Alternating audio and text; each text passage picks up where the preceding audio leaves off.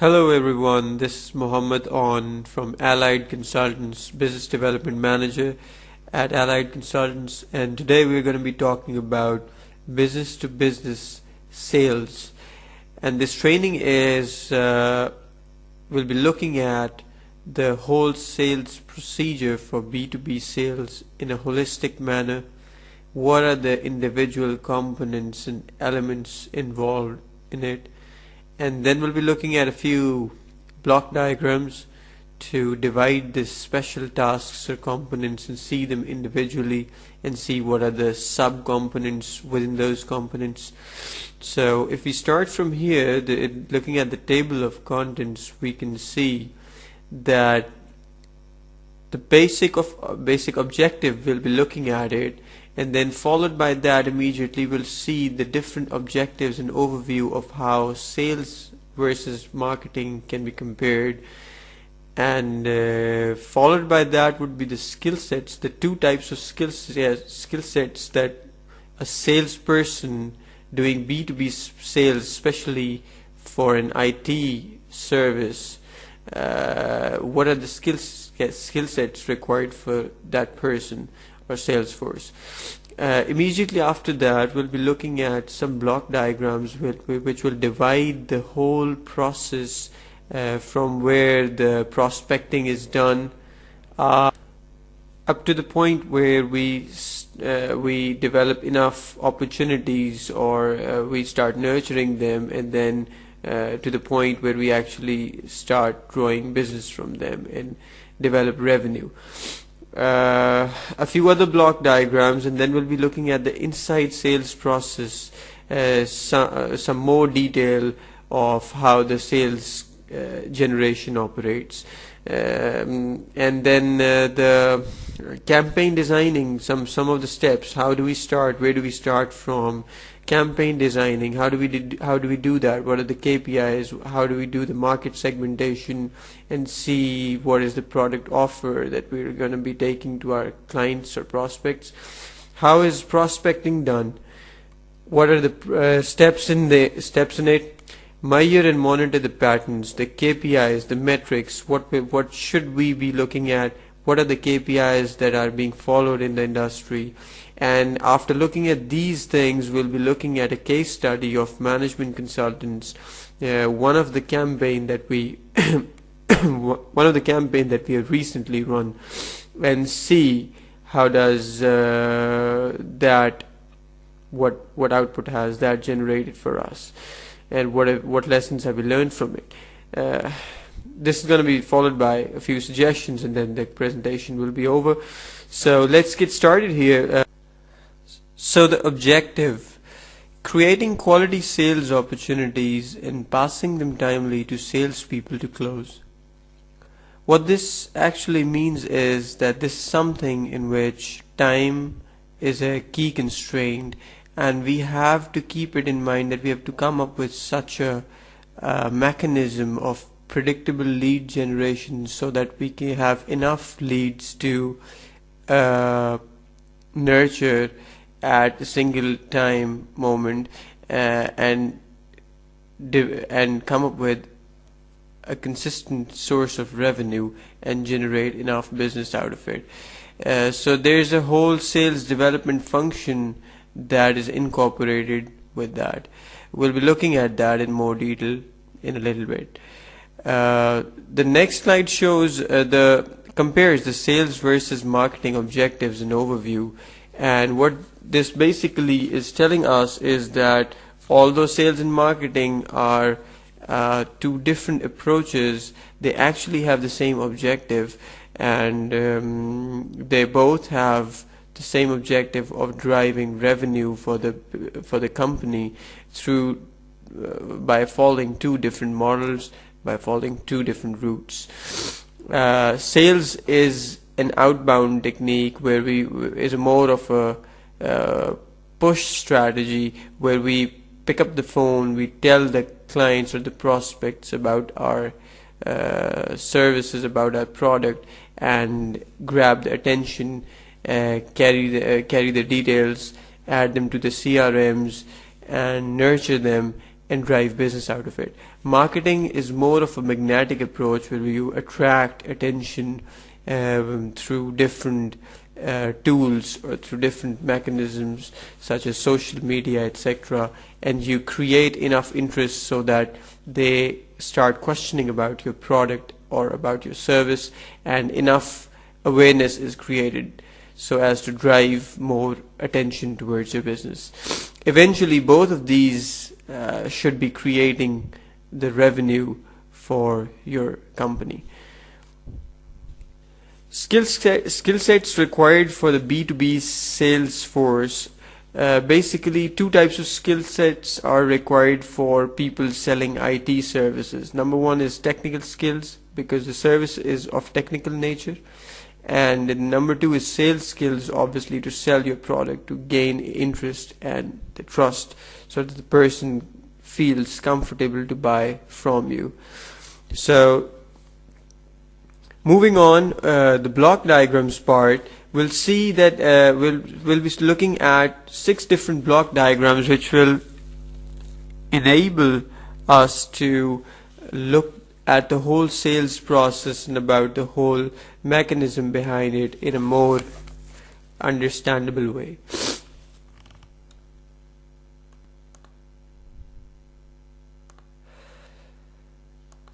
Stance of Salesforce in selling IT services. Like I said before, the Salesforce will be speaking 2 different languages: the language of the IT people, language of the business class who are not the technology savvy people.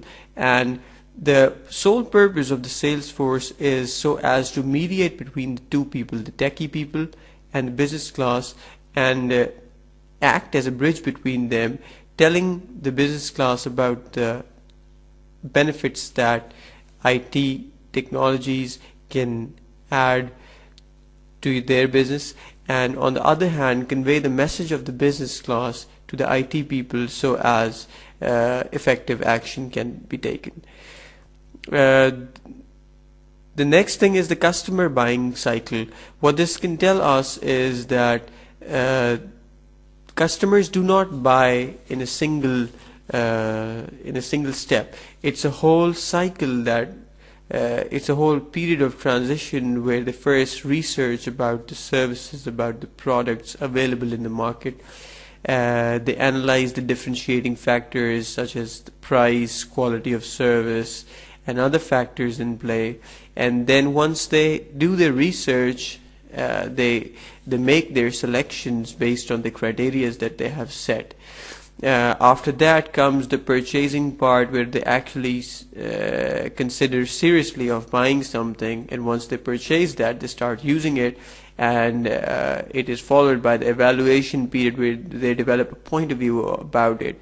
And after that comes the point where they actually start recommending to other people or giving feedback to your company about how the product is. So the recommendation part is very, very important. It creates new business for us. We want to be focusing on the recommendation part, creating referrals from our already existing clients.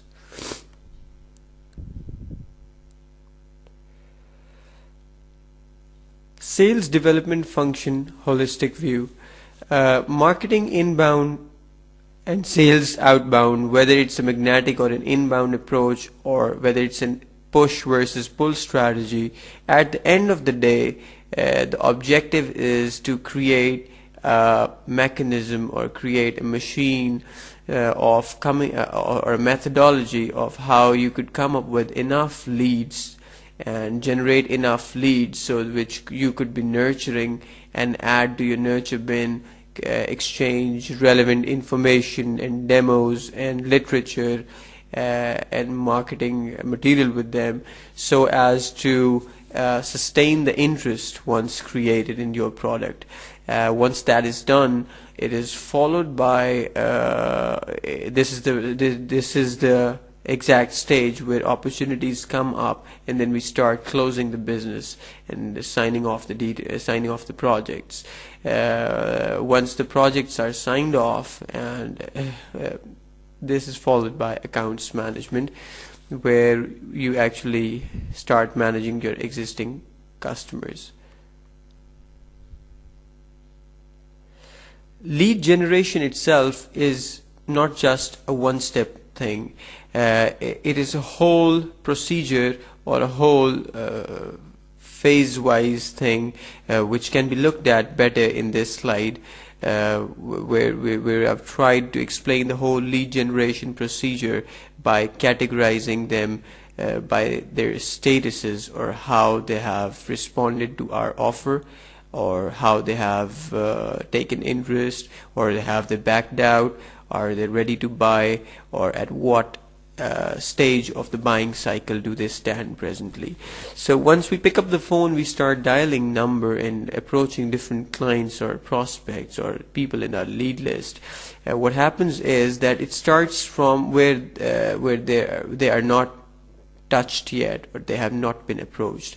Once we've talked to them, we engage them and we tell them about our product.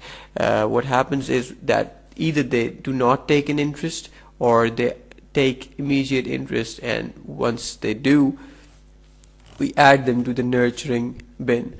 In the nurturing bin, now again, it's some place where we want to give them individual attention according to where they stand in the buying cycle.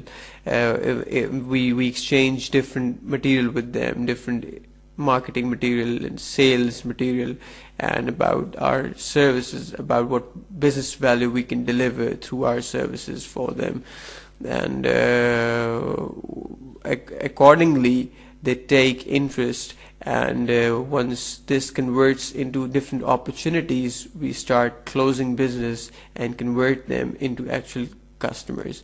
So this is the lead generation procedure, and we have to come up with a mechanism. This is the most technical part. How do we come up with a predictable lead generation model so that we have enough leads to touch and engage and nurture and effectively close them into business and generate revenue for our company?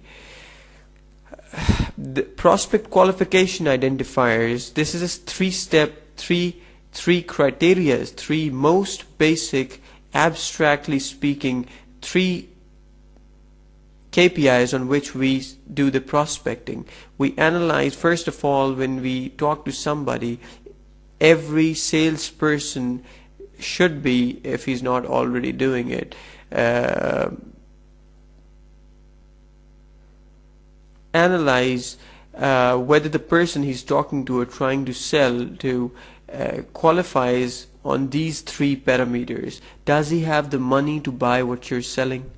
Does he have the authority to buy directly or influence a person who can buy what you're selling or make a decision for him? And lastly, does he need the product or the service that you're selling? Combined, all of these, the three of these factors, is even if there's one thing missing from one of the three things, then he's not a good prospect, and we shouldn't be investing our time on them. So prospect qualification identifiers are money, authority, need, and we just can make an abbreviation, an easy to refer abbreviation, MAN, M-A-N, money, authority, need. Inside sales steps. Inside sales steps basically has categorized the whole sales process into three different steps. Which in turn have different steps to be taken within them. But we can, for our ease, or for the ease of categorization, we could say that the sales steps are divided into prepare, and then prospect, and followed by measure and monitor patterns. So the prepare part involves dedicating resources to design a campaign, and by designing a campaign we mean what are the ideal markets for us to be operating in, who is the ideal customer for us, and assemble target lists in which we gather information about the ideal customers that we would want to reach out to. And once we have the list in place, we have the dedicated resources, we start making referral emails. Referral emails, what this does is it gets us in touch with the right person, who is the influential person, who is the right person or decision maker we want to reach out to, and we generate internal referrals. Why is this necessary? Is because we, over the phone, it's technical thing to gain enough trust to sell, especially something like B2B service to them. So we want to create internal referrals. We want to reach out to the decision maker and say that we've already talked to somebody that they trust. And so this is the agenda behind the call. And then once we have gained that trust, we can talk directly about our product or service. Make intelligent mapping calls. What this means is that once we have reached out to a couple of people in the company and we have gathered the information we need to make an intelligent call, then we do the mapping calls. We come up with a pitch and we reach out to the right person at the right time and tell them about our services. Schedule appointments is an important thing, and conduct the meetings and connect their needs to your solution. How do you tell them what business value you can deliver through your service? The people do not want to know what you do. They want to know what you can do for their company, or what business value you can add, what revenue you can generate for them, or how can you make things easier for them. So pass to the closers means once you have grabbed enough attention, you want to close the whole deal by passing it to a closer, who will be most likely a technical plus a salesperson. Measure and monitor the patterns. KPI metrics set and agreed. This is something like how many leads do we come up with, what amount, how much revenue we generate quarterly, or how many leads convert to actual opportunities and how many opportunities to actual business. So KPIs, what are the KPIs and metrics that we want to be looking at? And qualification criteria, what do we count as a qualified thing? Just setting the appointments, or enough attention to consider a serious sale? What are the KPIs, or what do we count as a qualification criteria? Campaign designing. So the basic of target marketing says that we want to divide or segment the markets according to our fixed criteria or on fixed parameters, and categorize the buyers according to their characteristics for target marketing, and instead of mass marketing. So it's more effective. It's more like you hit an animal with a spear rather than putting a net in a pond to catch different fish. It's a more direct approach of dividing the whole market into people that you want to focus on, and with add predictability to it. So selecting the target markets, once we come up with a model, or we've enough segmentation within the markets, we start analyzing what are the best areas or sweet spots for us to be focusing on, evaluating the market potentials, and see which are the likely areas for us to succeed in. And once we do that, we position our offer. What is the approach? What do we have to offer? What are the differentiating factors? What differentiates us from other companies that are offering same services or are in competition with us? So segmenting markets for target marketing. How do we segment them?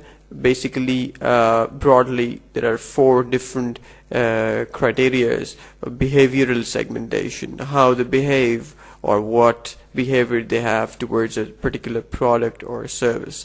Demographic segmentation, if your product is for if your product is something that you should be focusing on a particular segment or a particular demographic area, or age-wise or gender-wise, that's demographic segmentation. Geographic segmentation, where they live, and psychographic segmentation.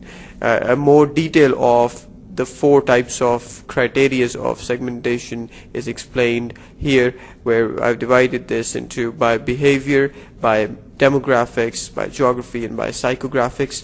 So the most common of the criteria, as we could imagine or we can see, is age or generation. What is your product? What age group would that be likely to succeed in? And gender-wise, ethnicity-wise, occupation-wise, nationality, and other things such as activities, interests, opinions. So these are different factors which are in play while you define your ideal markets, or you segment your markets. Now, one of the important things here, or difference between a B2B sale versus a B2C sale, is that while consumers or customers consumers are more interested, some of the consumers are brand conscious people, some of them make the decisions on some other factors. Comparing them with the business class is that on the business side, what the sole differentiating factor is how much profit it can add, how much profit the product or service can add to the business, and what effect can it have on the overall revenue. So we make this we see this observation, interesting thing, that which is mentioned in the next slide, that behavioral and need-based segments are lesser in the B2B markets than in B2C, because businesses are not as fickle as consumers. They are concerned about profits only. And secondly, also important thing is the business market size is smaller than the consumer market size.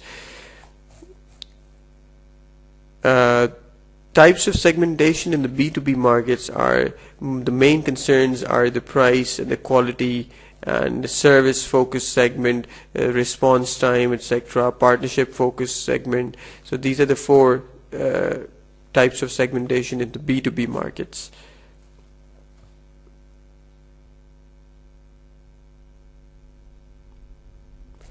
Selecting target markets.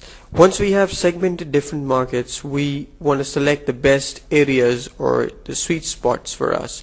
So the basic or the prime focus here is to see measurable purchasing power and size of the market that we want to be operating in, a good profit potential. What are the profit margins there? What are the operating costs there? Ability to serve the market segment. Are we focusing in a segment where we won't be able to deliver properly? Do we have the resources to serve properly in the market segment that we're choosing?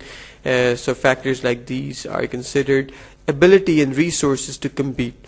Do we have the ability or the resources to compete with other companies in the market? What have they got which we don't, and vice versa? And is lastly, the consistent with the firm's mission. Is the target market some place which is consistent with the overall strategy or overall roadmap or the firm's mission for the next 5 years, let's say? So let's say an outsourced company, an IT company working from Pakistan or India would not be focusing in the local market, but rather in the US areas where the return is great, where the markets are great, and the profit potential is more. Positioning in the marketplace. This is very important. How do we position in the marketplace? First of all, we talked about target marketing. Then we talked about choosing the best markets for us.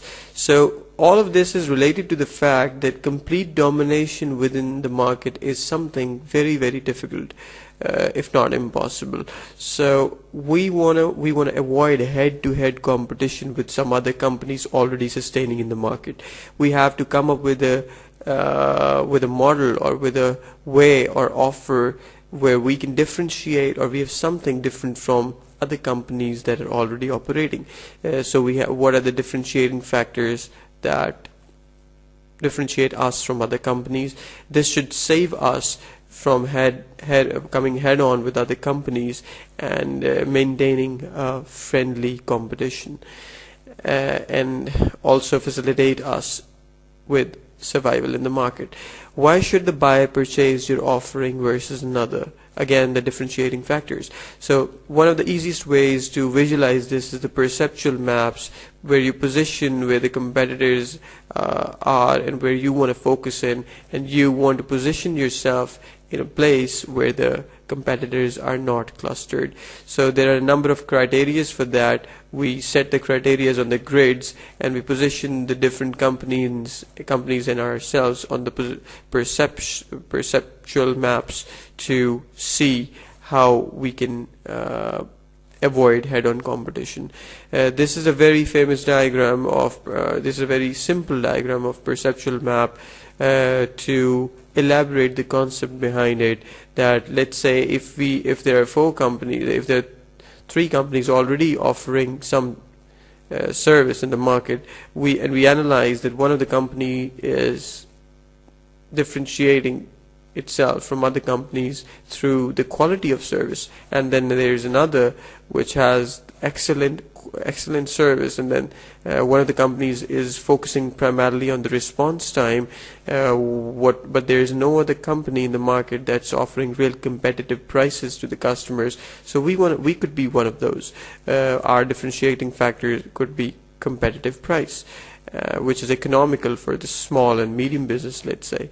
Another perceptual map of consumer perceptions of various automobiles. This is a very simple diagram and should allow us to analyze the whole process or the concept in an easy manner.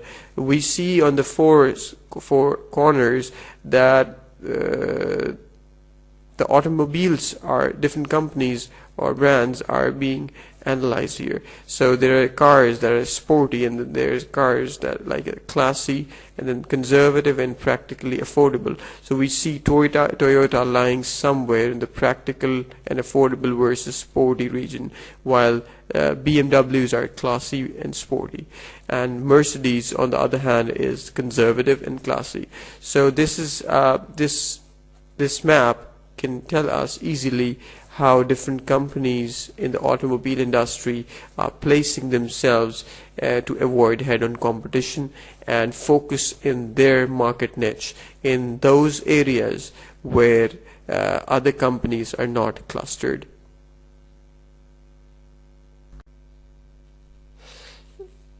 So while we saw the preparation part, designing different campaigns, segmenting different markets, selecting the markets, coming up with ideal customers, and focusing on particular areas and positioning our offer and the perceptual maps. What comes next is the actual prospecting stage. Prospecting is where we start sending out referral emails and developing internal referrals within the company that we are trying to approach, and reach out to a couple of people and to find out who's the responsible or the decision-making person we want to reach out to. Once that is done, we develop enough information to do the mapping calls and set appointments with the right person, and together this is called prospecting. Prospecting is where from we develop different leads and convert them into opportunities or nurture them. So a lot has been written on what are the to do's and not to do's for writing emails and referral emails, and what are the things to do in the mapping calls. We'll just skim through this by just looking at 6 different prospecting mistakes, four things all prospecting emails should have, prospecting steps and stages. So first, 6 prospecting mistakes: instant gratification, long emails. We want to keep the emails short and to the point.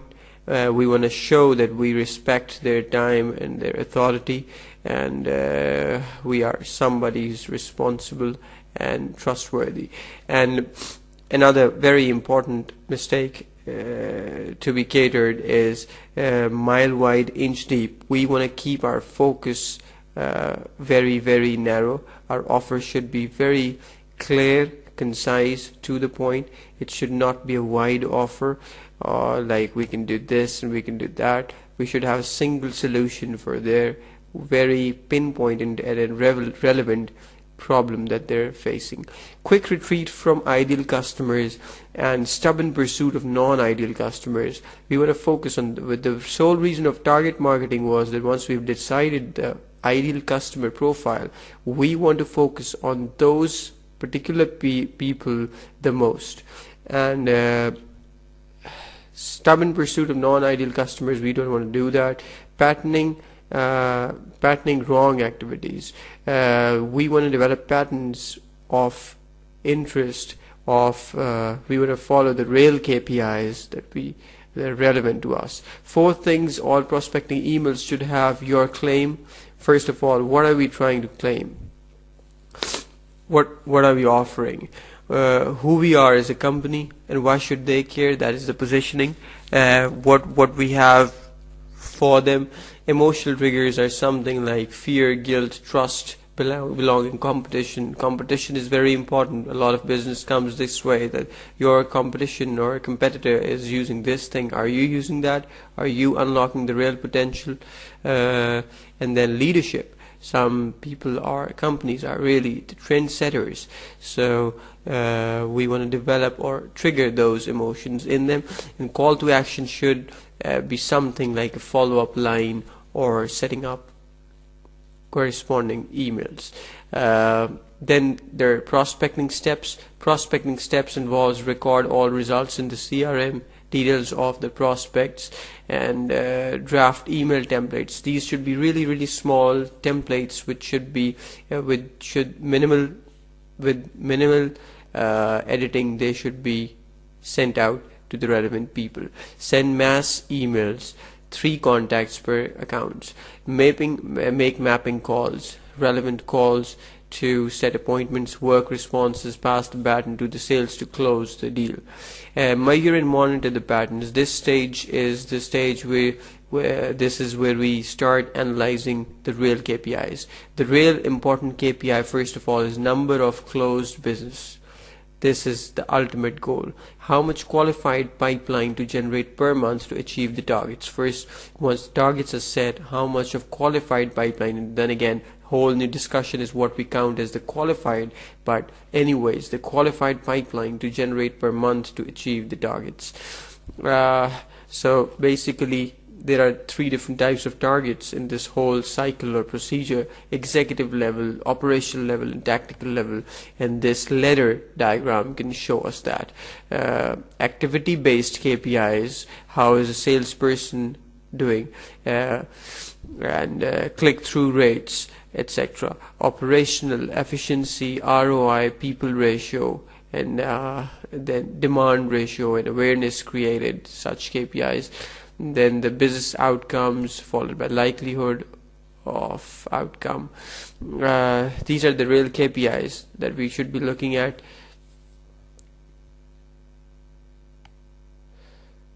So the KPIs for the outbound sales team, these are the right KPIs: number of outbound emails and mapping calls per month with desired response rate to emails. Usually the goal should be 7 to 9%. It's considered as appropriate or reasonable.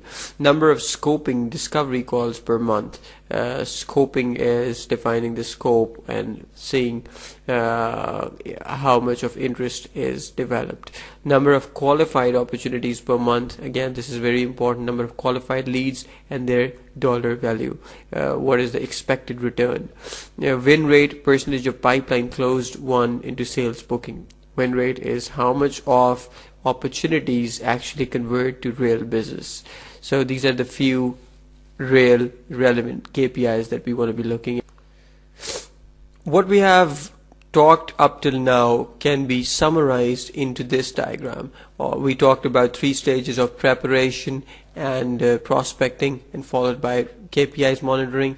So we can summarize the whole procedure into pretty much into this thing. First of all, we define the ideal target profile, add target accounts and relevant details into the CRMs, and then send out the prospecting part. The blue areas show the sending cold emails, make mapping calls, work responses, the responses that we get. Then we start nurturing them and start conducting meetings with them. Call connects, the KPIs again, how many calls are connected, the click-through rate, etc. Demos and appointments that we show to the prospects, etc. and interest created by that. Begin sales cycle is the new opportunities and close deals. Again, this part is something that where we had qualified leads, marketing leads into to the closing people, to the people who actually close or sign off the projects. Types of leads. This is a good diagram which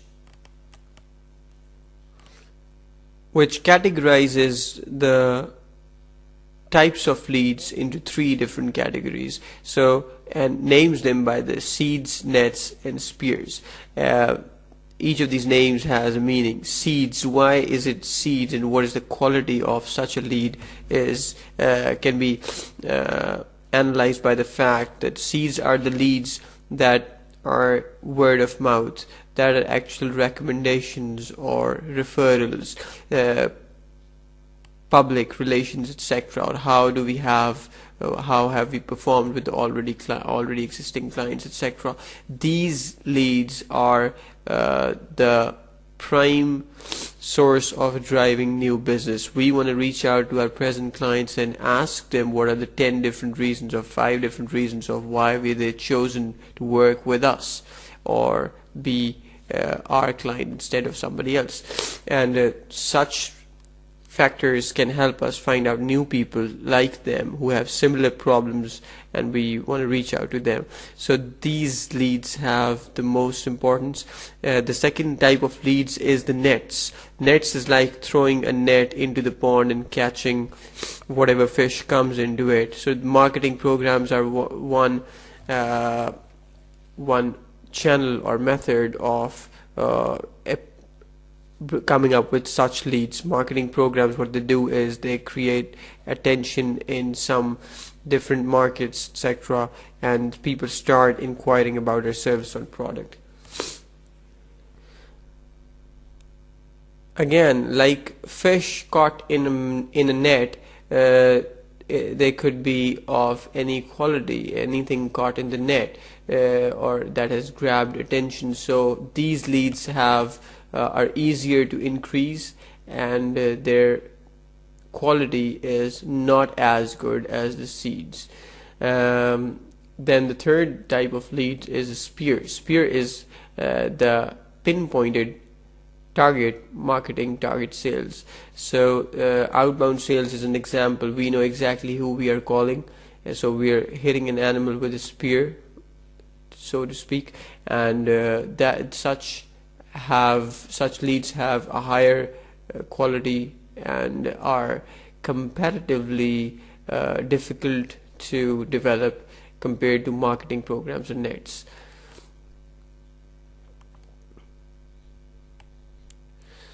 Team for an outbound campaign. This slide should give a brief summary of the team required for an outbound campaign if you want to launch our product in an international market, so to say.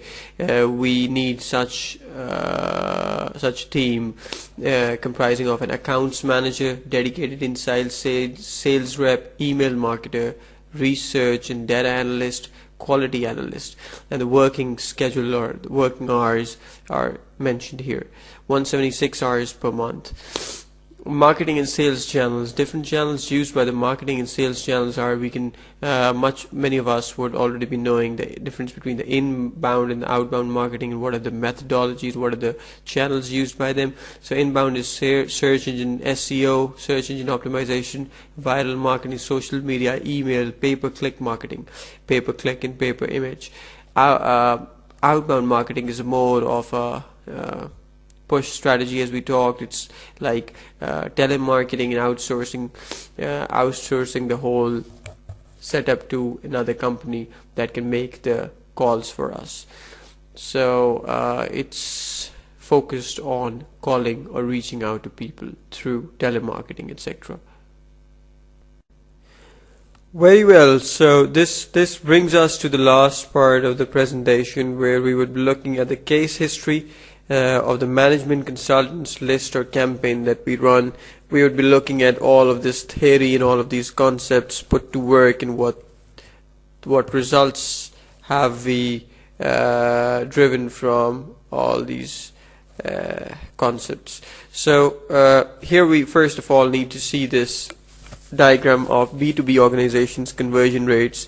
It's a diagram that is showing that the main summary of it is that for every 1,000 inquiries, it combines the marketing and the sales channels, and says that for every 1,000 inquiries, let's say, we should be able to at least drive 2.57 closed deals out of it. This is what industry standard says for B2B organizations, not B2C, but B2B.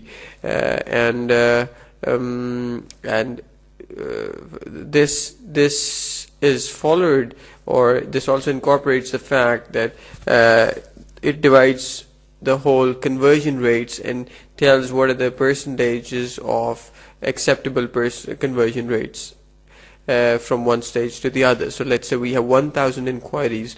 What we should have a 3.9% of conversion rate. We should have 3.9 leads, almost 4 leads converting into our actual marketing qualified leads out of 1,000 inquiries, followed by sales accepted leads, and then the actual handing over to salespeople and closing the one business. So these are the conversion rates: 3.9%, 58.3%. We'll be comparing these percentages to the percentages that we have experienced in our campaign. So the next slide will show us the demand metrics waterfall, the same concept explained in a slightly different manner of how the inquiries convert to market qualified leads, followed by sales accepted leads and SQLs, and eventually closed business. So one of the important thing is the stage where we hand over the market qualified MQLs to the sales accepted leads. This involves or incorporates some service level agreements, etc., and what is counted as to define what is counted as a market qualified lead versus what is counted as a sales qualified lead. So in smaller business, often where the marketing and the sales or the teams are not so big, they don't differentiate between what is counted as an MQL or an SQL. Usually same person is handling both. We'll be looking at with the conversion rates that we were talking about, what are the factors that influence them or change them.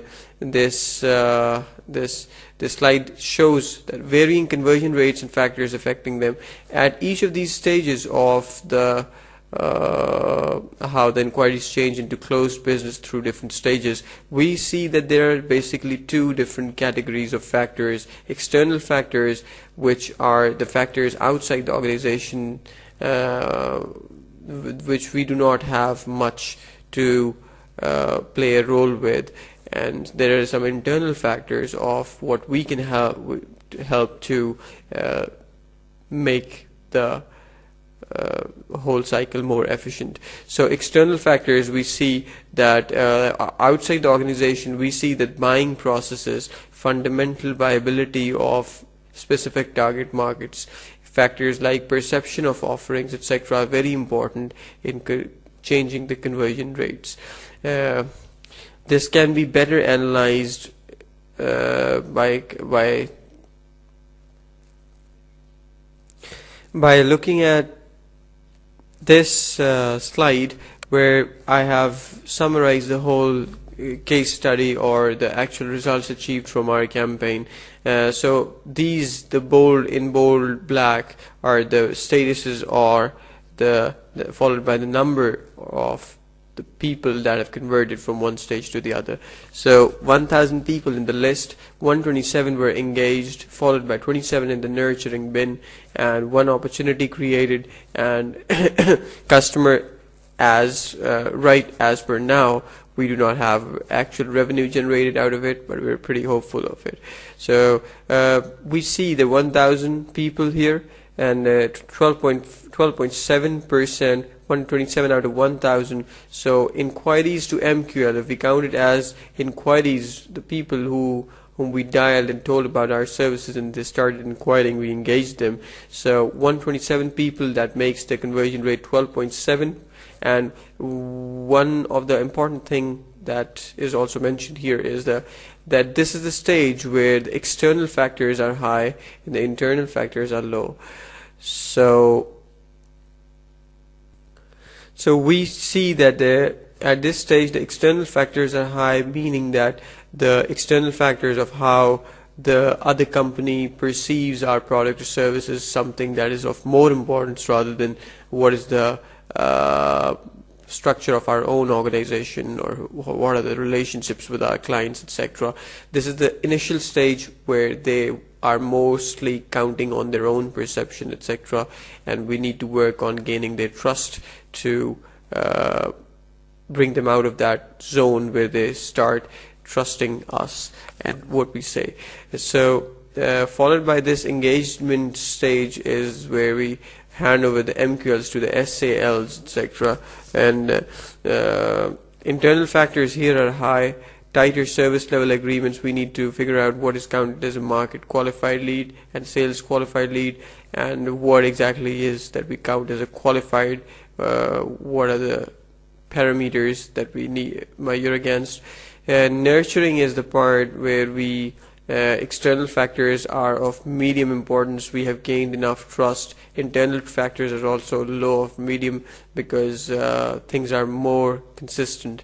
Enough interest has been raised or created to at least grab their attention for a while. So if we keep moving on the same pace, things can turn into something beneficial. So opportunities come at a point where external factors are very, very high, because just before the decision making is done, there is high tension or anxiety of how things would turn up, and that of decision making, of politics within the other companies, decision makers, etc. So just before the actual deal is or project is signed off, the external factors are of highest importance. Internal factors are usually minimum because these qualified leads are of most importance to our company and we are already focusing on them. So followed by all of these stages is the stage where we actually drive business and we have them as our customers or clients. Suggestions: campaign and offer designing, inch wide, mile deep, etc., versus the other way, mile wide and inch deep. So there are pros and cons of the approach. How do we place our service, and what campaigns we use, what tools we use. We use customer relationship management, etc., CRMs and dashboards, etc. What KPIs we are looking at. Some of the interesting marketing automation programs or Allocoin marketing, we want to have a look at those.